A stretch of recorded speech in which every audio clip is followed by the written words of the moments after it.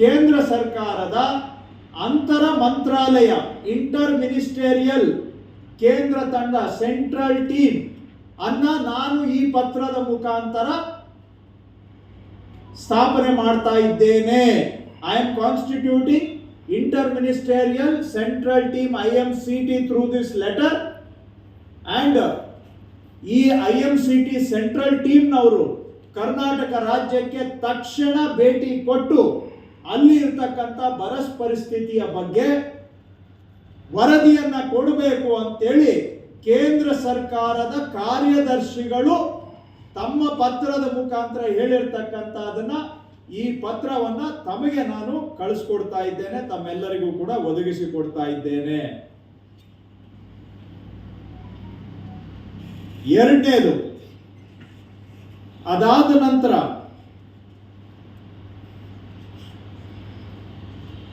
8ನೇ ತಾರೀಕು ನವೆಂಬರ್ ಮತ್ತೆ ಕೃಷಿ ಮಂತ್ರಾಲಯದವರದು ಆಫೀಸ್ ಅವರ ಕಚೇರಿಯ ಆದೇಶ ಪತ್ರ ಕಾಪಿಯನ್ನು ಕೂಡ ನಾನು ತಮಗೆ ಕೊಡ್ತಾ ಇದ್ದೇನೆ.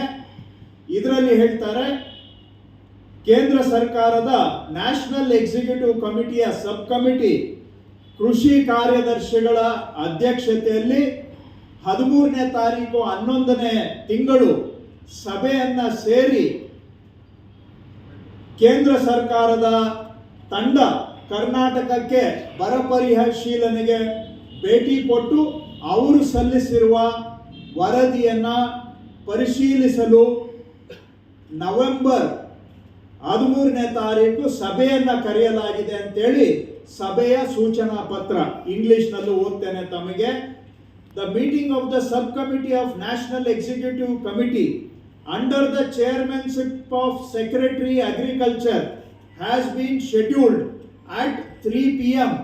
on 13/11/2023 in Committee Hall, room number 138, first floor, Krishi Bhavan, New Delhi, to consider the proposal of financial assistance to Karnataka in the wake of drought during Kharif 2023 based on the recommendations of IMCT. IMCT ಅವರು ಕೊಟ್ಟಿರೋ ವರದಿಯನ್ನ ಪರಿಶೀಲನೆ ಮಾಡಿ ಶಿಫಾರಸನ್ನ ಅಂತಿಮಗೊಳಿಸಲಿಕ್ಕೆ ಕೇಂದ್ರ ಸರ್ಕಾರದ ಸಭೆ ಸೂಚನಾ ಪತ್ರ. ಇದಾದ ನಂತರ ತಮಗೆ ನವೆಂಬರ್ 20ನೇ ತಾರೀಕು ಮತ್ತೊಂದು ಪತ್ರ ಕೇಂದ್ರ ಸರ್ಕಾರದ ಕೃಷಿ ಕಾರ್ಯದರ್ಶಿಗಳು ಗೃಹ ಇಲಾಖೆಗೆ ಬರೆದಿರ್ತಕ್ಕಂಥ ಪತ್ರ. ಇದರಲ್ಲಿ ಹೇಳ್ತದೆ, the report of the undersigned is directed to forward the proposal of grant of financial assistant to Karnataka from national disaster response fund in the wake of drought during kharif 2023. The report of the central team was discussed in the meeting of National Executive Committee held on 13/11/2023 under the chairmanship of Secretary Agriculture. Based on the recommendations of SCNEC, the proposal of financial assistance to Karnataka from NDRF has been prepared. The proposal of financial assistance from NDRF may please be placed for an early consideration of high-level committee. High-level committee headed by Home Minister.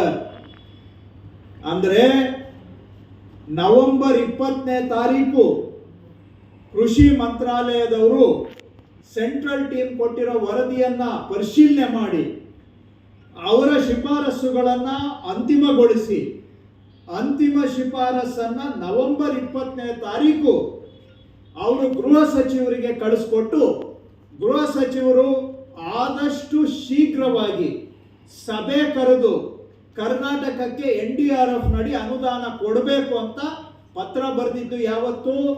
November 20ನೇ ತಾರೀಕು. November 20ನೇ ತಾರೀಕು ನಮ್ಮ ಬರಗಾಲದ ಬಗ್ಗೆ ಮೆಮೊರಾಂಡಮ್ನ ಅಂತಿಮ ಶಿಫಾರಸು ಗೃಹ ಸಚಿವರ ಟೇಬಲ್ಗೆ ಹೋಗಿದೆ. ನವೆಂಬರ್ 20ನೇ ತಾರೀಕಿನಿಂದ ಇಲ್ಲಿವರೆಗೂ ಕೂಡ ಕರ್ನಾಟಕಕ್ಕೆ ಸಂಬಂಧಪಟ್ಟಂತಹ ಬರಗಾಲದ ಶಿಫಾರಸು ಮಾನ್ಯ ಗೃಹ ಸಚಿವರ ಟೇಬಲ್ ಮೇಲೆ ಧೂಳು ಕುಡಿತಾ ಕೂತಿರೋದಕ್ಕೆ ಇದೇ ಸಾಕ್ಷಿ. ನವೆಂಬರ್ 20 ಅಂತ ಹೇಳಿದ್ರೆ ನವೆಂಬರ್ ಇಂದ ನಮಗೆ ಚುನಾವಣೆ ಘೋಷಣೆ ಆಗಿದ್ದು ಮಾರ್ಚ್ 16ನೇ ತಾರೀಕು ಅಂತ ತಿಳ್ಕೊಳ್ತೇನೆ. ಅಲ್ಲಿಗೆ 4 ತಿಂಗಳು ಚುನಾವಣೆ ಘೋಷಣೆ ಆಗೋದಕ್ಕೆ ಮೊದಲು 4 ತಿಂಗಳು ಕರ್ನಾಟಕಕ್ಕೆ ಬರ ಪರಿಹಾರವನ್ನ ಬಿಡುಗಡೆ ಮಾಡತಕ್ಕಂತಹ ಶಿಫಾರಸು ಕಡತ 4 ತಿಂಗಳು ಗೃಹ ಸಚಿವರ ಟೇಬಲ್ ನಲ್ಲಿ ಧೂಳು ಕುಡಿತಾ ಕೂತಿದೆ. ಅದಕ್ಕೆ ಈ ಪತ್ರನೇ ಸಾಕ್ಷಿ. ಈ ಪತ್ರವನ್ನು ಕೂಡ ನಾನು ತಮಗೆ ಕಾಪಿಯನ್ನ ಒದಗಿಸಿ ಕೊಡ್ತಾ ಇದ್ದೇನೆ. ತಾವು ಎಲ್ಲವೂ ಕೂಡ ಈ ಮಾಹಿತಿ